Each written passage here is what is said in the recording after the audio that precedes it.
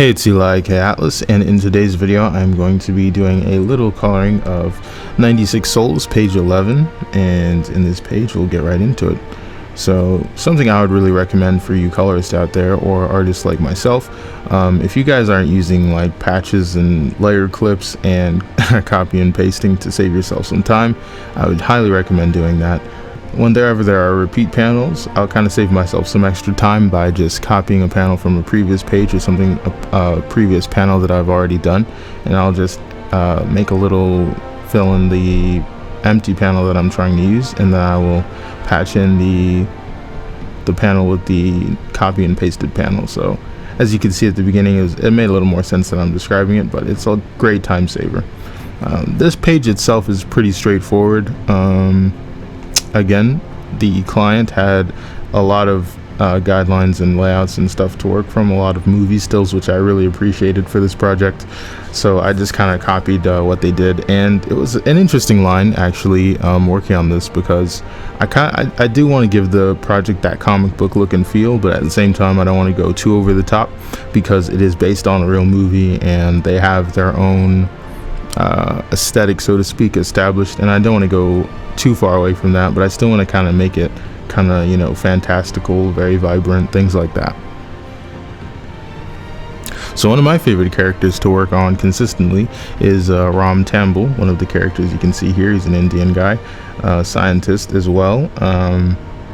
I really like working on him ink wise, because I get to play a lot with the hair, like the black ink, heavy inks, things like that, a lot of lighting, and I can do a lot. I really enjoy using this particular color scheme as well for his skin, the skin tone. You can play with a lot of reflective colors, warm temperatures, cool temperatures, and there's a lot happening on darker skin tones in general at the same time, so I really like doing that. You can have a lot of fun with the colors and things like that. Backgrounds are pretty simple, and this particular background for panel 2 with Ram in it, I actually kind of cheated. I didn't draw the background, and I just did it with colors. I used simple shapes and pretty much just kind of filled it in and made the impression and the suggestion of cabinets, walls, things like that.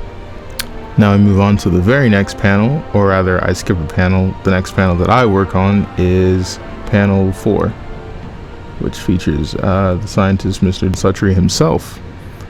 And again, very straightforward panel, but a lot of fun. So the reason I skipped the panel here is because I typically work in the order of whichever panel I can get done fastest. That way I don't get stuck on, you know, if I'm having a hard time figuring out how I want a certain panel to look, or the lighting or the color combinations, I can just skip to the panel where I already kind of have an idea what it's going to look like, what to do with it, and that way it keeps the process moving a lot quicker than just getting stuck on one thing and not getting anything done or being very productive. It's a secret, it's a bit of a technique, which I think a lot of people, especially beginner artists, usually don't think of, because they're so focused on, you know, doing everything in a chronological order. And I know I used to have that problem where I would want to make sure I did everything in order, and you never know how one panel is going to influence the panel after it, which is true to a certain extent. But if you kind of plan out what you want to do beforehand, and you kind of already can visualize what the entire page is going to look like, then there's really no reason to just get stuck on doing the panels in chronological order. If you can just skip ahead, make sure you're being as productive and optimize your time on the page as possible. So again, that's kind of what I do with my coloring process. I make sure I go from the most important, easiest and fastest panels, and then I just kind of fill in the blanks from there. Hopefully that gave you guys a little bit of my insight into my coloring process in general.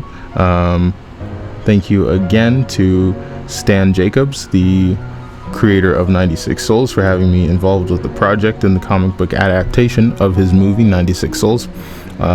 You guys should be seeing this, I don't know, depending on when this comes out, but I'm recording this video sometime in September 2019. I don't know when the book will be out, but once it does, hopefully you guys really enjoy the book as much as I enjoyed working on it. I think the story is pretty unique, pretty interesting, and thank you guys for watching.